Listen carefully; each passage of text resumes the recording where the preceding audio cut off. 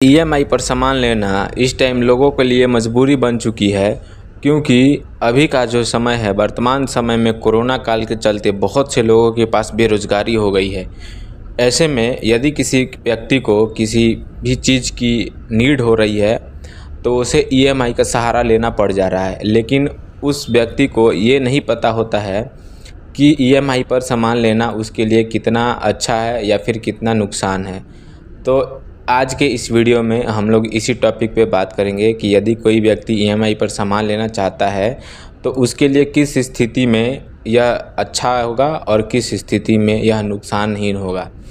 तो बिना time waste किए हम लोग इस वीडियो को शुरू करते हैं। सबसे पहले हम लोग बात करेंगे कि ईएमआई पे सामान लेने से क्या क्या नुकसान हो सकता है। वीडियो के अंत में हम लोग फ़ायदा के भी बारे में जानेंगे और ये भी जानेंगे कि हम किन किन सावधानियों को बरत के नुकसान होने से बच सकते हैं। तो सबसे पहले हम वीडियो में नुकसान के बारे में बात करते हैं। तो इसमें मुझे सबसे पहले जो बड़ा नुकसान दिखाई देता है वो ये है, यदि आप ईएमआई पर कोई सामान लेते हैं तो आपके बैंक अकाउंट में पैसा रहने के बावजूद भी आपका चेक बाउंस कर जाता है। कितनी कंपनियां ऐसी हैं जो आपके बैंक अकाउंट में उतना बैलेंस रहने के बावजूद भी आपका चेक बैलेंस बाउंस कर जाता है और फिर आपको जो एक्स्ट्रा बाउंस चार्ज होता है वो कैश के रूप में पेड करना पड़ता है। तो मुझे सबसे बड़ी एक नुकसान तो ये लगती है।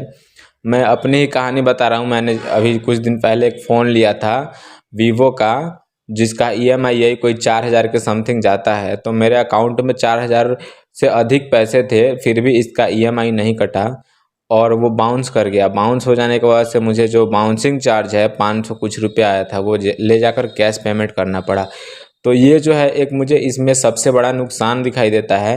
हाँ, वो अलग बात है यदि अगर आपके पास कोई अच्छी कंपनी से अगर आप अपने प्रोडक्ट को फाइनेंस करा रहे हैं तो इस स्थिति में जो है ये चेक बाउंस वाली जो कंडीशन है वो आपके पास देखने को नहीं मिलती है। तो सबसे पहले अगर आप ईएमआई पर सामान लेने जाएं तो उस कंपनी के बारे में, जो फाइनेंशियल कंपनी है उस कंपनी के बारे में ज़रूर जान लें कि यह कैसी कंपनी। इसके बावजूद मुझे एक और नुकसान जो दिखाई देता है वो यह है कि कोई भी प्रोडक्ट जब आप लेने जाते हैं तो फाइनेंशियल कंपनी जो है वो आपसे बहुत सारा डॉक्यूमेंट्स मांगती है। पासबुक हो गया, आपका आधार कार्ड, पैन कार्ड, एटीएम से रिलेटेड जितने भी आपके जो सीक्रेट जानकारी हैं वो सभी लेती हैं। तो ये मुझे कहीं ना कहीं ये मुझे नुकसानहीन, और भी बहुत सारे नुकसान हैं, एक एक करके नुकसान लगे गिनाने तो ये बहुत वीडियो लंबा हो जाएगा, लेकिन हम वीडियो को लंबा नहीं बनाना चाहते हैं।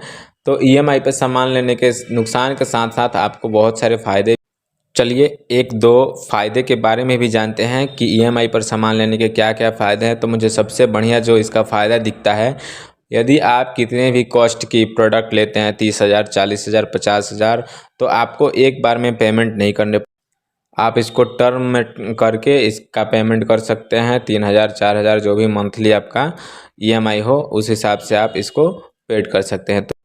तो ये जो है मुझे ईएमआई में सामान लेने में ये टर्म्स जो है बहुत अच्छे लगते हैं, क्योंकि अभी जो स्थिति है बेरोज़गारी का, तो ऐसे में अगर आप 40-50 हज़ार या 1 लाख का कोई सामान लेना चाहें तो आपके लिए बहुत मुश्किल खड़ी हो सकती है। तो ऐसे में ईएमआई एक बहुत अच्छा साधन है।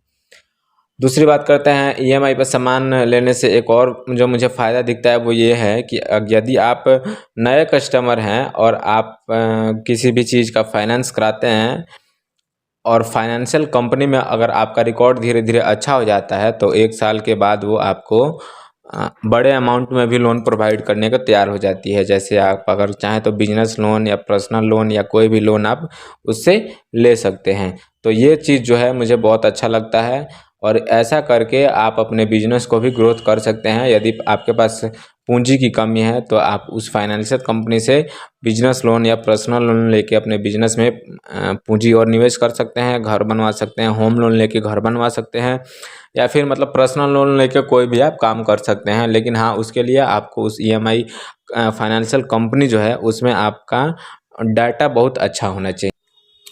अब हम बात करेंगे अंत में इस वीडियो के कि क्या क्या सावधानियां बरत के आप ईएमआई के नुकसानों से बच सकते हैं। तो ऐसे में मैं आपको सबसे पहले ये बताऊंगा कि आपकी ईएमआई जिस तारीख को कटने वाली होती है उससे 5 या 10 दिन पहले आप अपने अकाउंट में उससे 1-2 हज़ार रुपया एक्स्ट्रा रखें, ताकि आपका चेक कभी बाउंस ना हो और आपको एक्स्ट्रा चार्जेस ना देने पड़े। दूसरी सबसे बड़ी सावधानी है कि फाइनेंशियल कंपनी आपसे जितने डॉक्यूमेंट्स मांगती हैं तो कोशिश करें कि कम से कम डॉक्यूमेंट्स में आपके जो प्रोडक्ट का फाइनेंस हो रहा है वो कम से कम डॉक्यूमेंट्स में हो। जितने भी कम डॉक्यूमेंट्स आप देंगे उतने आपके लिए ज़्यादा फायदे होंगे।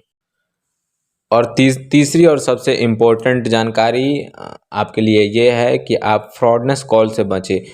क्या होता है कि ईएमआई पर जितने भी कस्टमर प्रोडक्ट लेते हैं उनका अगर बाई चांस डाटा लीक हो जाता है तो किसी ना किसी ऐसे हैकर के पास जाता है जो उनके पास फ़ोन करके वो बोलता है कि आपका ईएमआई इस साल नहीं कटेगा, तो आप कैश अकाउंट में कर दीजिए या फिर अपना फ़ोन पे नंबर दे दीजिए, हम उस पे डाल दीजिए। ऐसे बहुत सारे फ्रॉडनेस कॉल आते रहते हैं, तो ऐसे कॉलों से बचिए और सच्चाई को परखने की कोशिश कीजिए कि क्या ये कॉल जो आया था वो फ्रॉडनेस है या सही में उस कंपनी के द्वारा आया था जिससे आपने फाइनेंस कराया है।